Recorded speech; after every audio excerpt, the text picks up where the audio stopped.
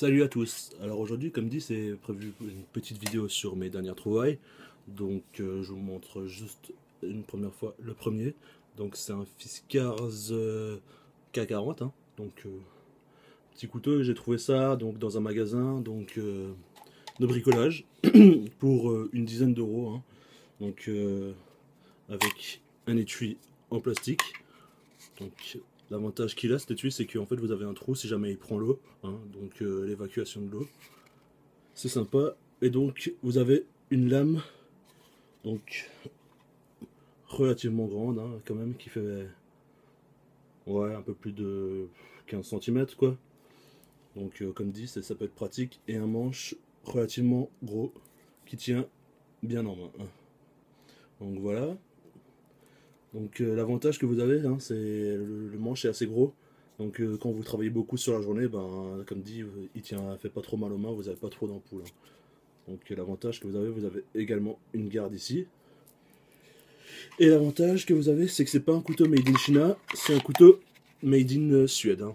À savoir, ils font d'autres marques, hein, Moraf et une autre marque de couteau, donc dans le même style. Hein. Donc celui-là est à 10 euros dans un magasin de bricolage, genre Leclerc au rayon jardinage. Après, le deuxième que j'ai, c'est dans le même style, et un peu différent.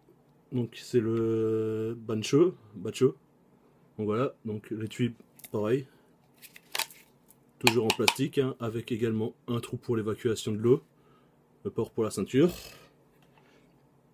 Donc toujours une lame assez grande, hein, qui fait pareil à peu près 15 cm également, hein, peut-être un petit peu plus à mesurer quoi comme dit. Et donc pareil, le manche est un peu différent. Celui-là par contre il est plus caoutchouté. Donc il glisse un peu moins en main hein, si jamais vous transpirez. Donc quoi que ce soit, donc il tient mieux en main.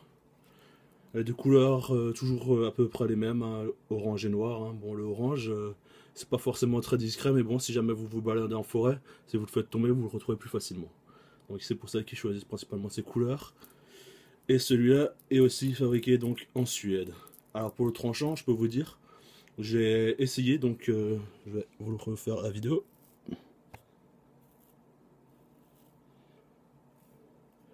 Donc, ah, franchement, un tranchant rasoir. Hein. Sorti d'usine, le tranchant il est rasoir. Hein. Vous pouvez couper facilement ce que vous voulez. Hein. C'est franchement nickel comme lame. Hein. Voilà.